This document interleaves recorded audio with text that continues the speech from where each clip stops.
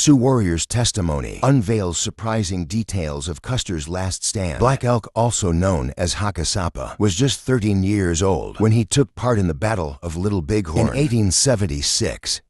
As a young Sioux boy, he bravely scalped a soldier during the battle, witnessing firsthand the bravery and chaos that unfolded. Black Elk was the second cousin of the renowned Crazy Horse, who played a significant role in the battle, giving him a unique perspective on the events. He observed the intensity of the fighting as the Lakota, Cheyenne, and Arapaho warriors stood against the 7th Cavalry Regiment, led by Lieutenant Colonel George Armstrong Custer. Black Elk's eyewitness account offers valuable insights into one of the most crucial moments in American history. But before we dive into his story, don't forget to like and subscribe to our channel to help support our community. No white man survived the skirmish with Custer, a battle that ended swiftly under the broad daylight. Crazy Horse, our steadfast leader, had already defeated General Crook's forces on the Rosebud that day. He could have wiped out the soldiers entirely if he had called upon more warriors from our villages to set an ambush at dawn as they camped in the dark. After their defeat, he had previously driven back the cavalry that attacked our village on the Powder River during a freezing March morning, in the moon of the snow blind. From there he moved west to the Rosebud, where he repelled the soldiers who came to attack us, and finally to the Valley of the Greasy Grass, our ancestral homeland, where we sought only to be left in peace. 2 days before the battle, we set up camp in the valley, along the south side of the Greasy Grass. Just before the sun reached its peak, our village was vast, with countless teepees stretching out across the land. Upstream to the south were the Hunkpapas, followed by the Egleys, the Minnecongas, the Snarks, the Blackfeet, and the Chehalis, with the Sandus and Yanktonai farthest to the north. To the east the Greasy Grass flowed, swollen with snow melt from the Bighorn Mountains, with timber lining its banks. From a hill one could see the mountains to the south, and west hills and bluffs rose across the river, with gullies cutting through the cliffs. To the west were lower hills, where we grazed and guarded our ponies, which were too many to count. A warrior named Rattling Hawk had been shot in the hip during the battle on the Rosebud, but was healed by a medicine man named Harry Chin. The day before the battle, I had anointed myself and was about to swim with some boys, when Harry Chin called me to Rattling Hawk's teepee. Needing my help, 5 other boys were already there, and he needed us to take on the guise of bears in the curing ceremony, as his power came from a dream of the bear.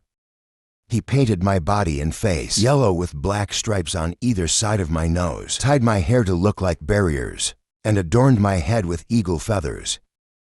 As he did this, I remembered my vision and felt suddenly lifted off the ground. In that moment I understood more than I could express, and felt certain that some great misfortune was coming our way. I was filled with dread.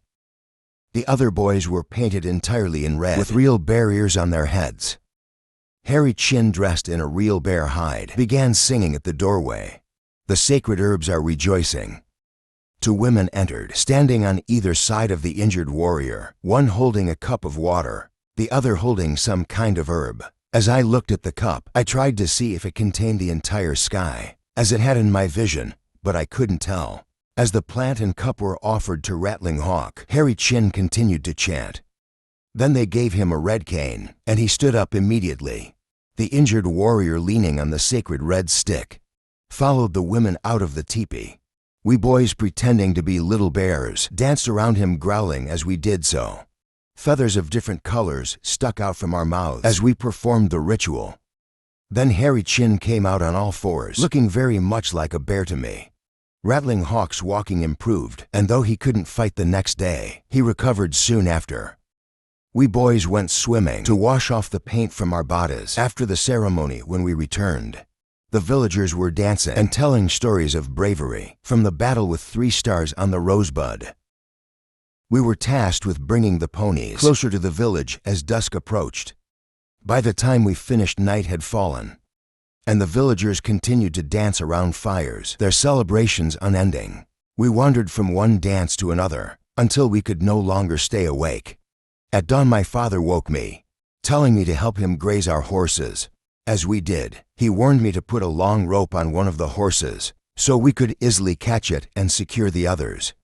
He stressed the importance of being watchful, urging me to keep an eye on the camp and return the horses quickly if trouble arose. Several of us boys tended to our horses together until the sun reached its peak, and the heat became unbearable. We decided to cool off in the water, and my cousin offered to stay with the horses until we returned. As I anointed myself with grease, I felt a strange sense of unease, as if something terrible was about to happen.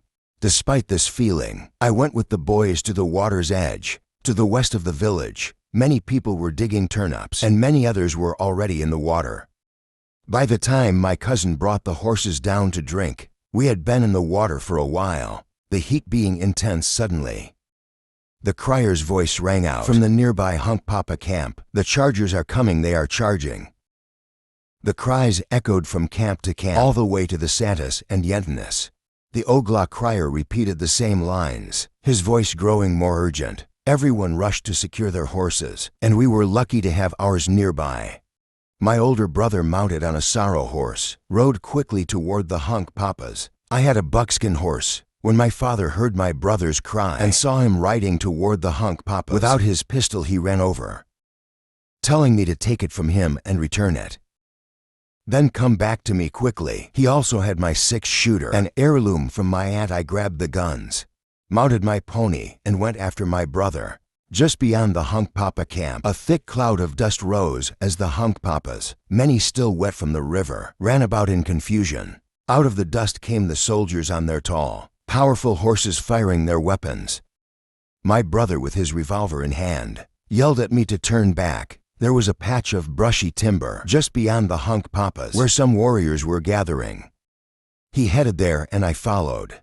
Women and children were already fleeing downstream, in large numbers. Looking back, I saw them all scrambling up a hillside when we reached the timber.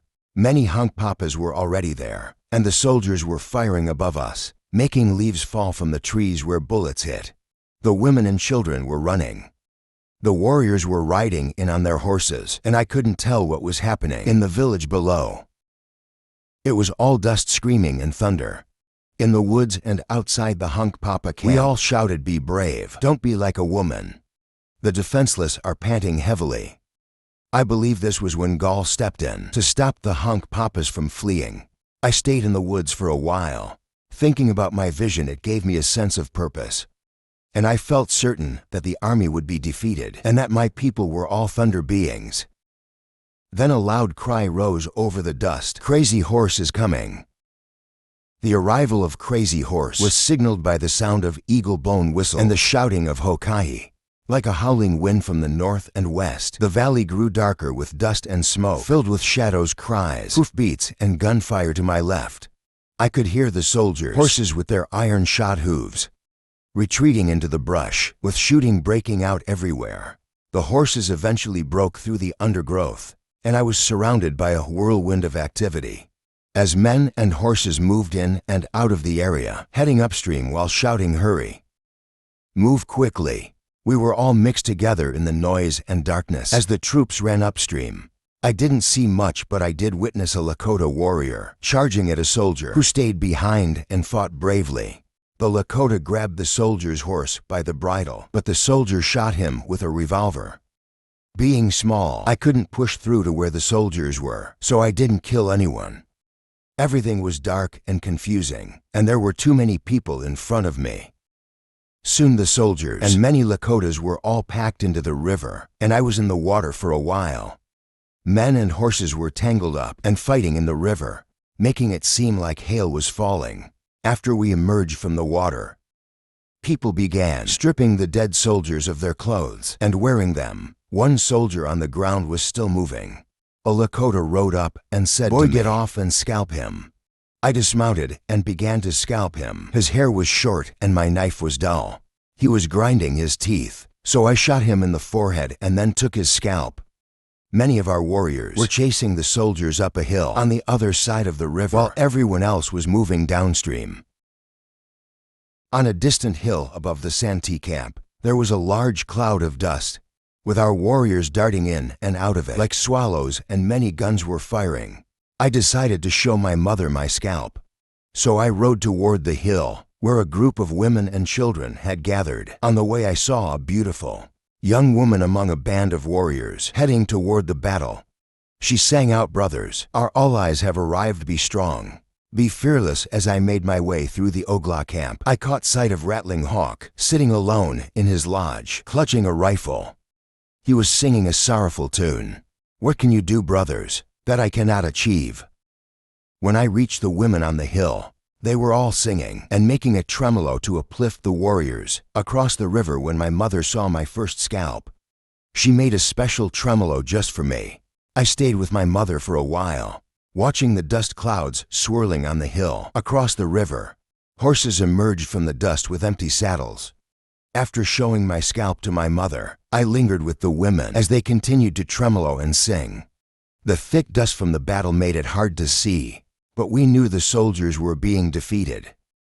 Many boys around my age, some even younger, were there with their mothers and sisters, and they asked me to join them in the battle. We mounted our ponies and set out. As we rode down toward the river, we saw gray horses with empty saddles. Plunging into the water, we reached the mouth of a gulch that led up into the bluff where the fighting was happening, and crossed the greasy grass. By the time we arrived, most of the soldiers had fallen, many already dead, but some were still alive. More boys had gathered by then, and we rode around shooting arrows at the soldiers. I found one soldier writhing with arrows in him and started to take his coat, but a man pushed me aside and claimed it for himself.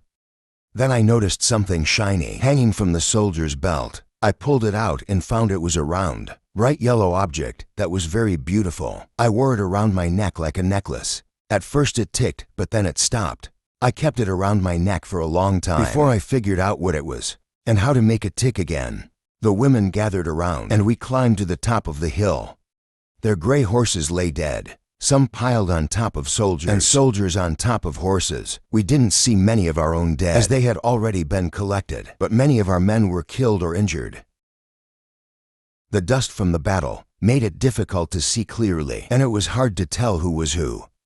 It didn't seem like anyone knew which soldier was Pinhanska, and I didn't spot him. I did see one soldier raising his arms and groaning, so I shot an arrow into his forehead, making his arms and legs twitch. I noticed some Lakotas trying to help another Lakota. When I got closer, I realized it was Black Wasiku, the brother of Chase in the morning. He had been shot through the right shoulder with a bullet lodged in his left hip as he was hanging off the side of his horse when he was hit. They were giving him medicine.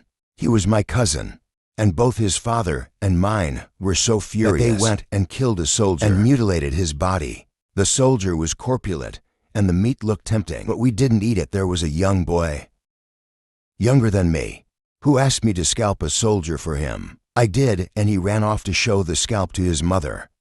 Most of the warriors drove the other soldiers back to the hill where their pack mules were while we were there.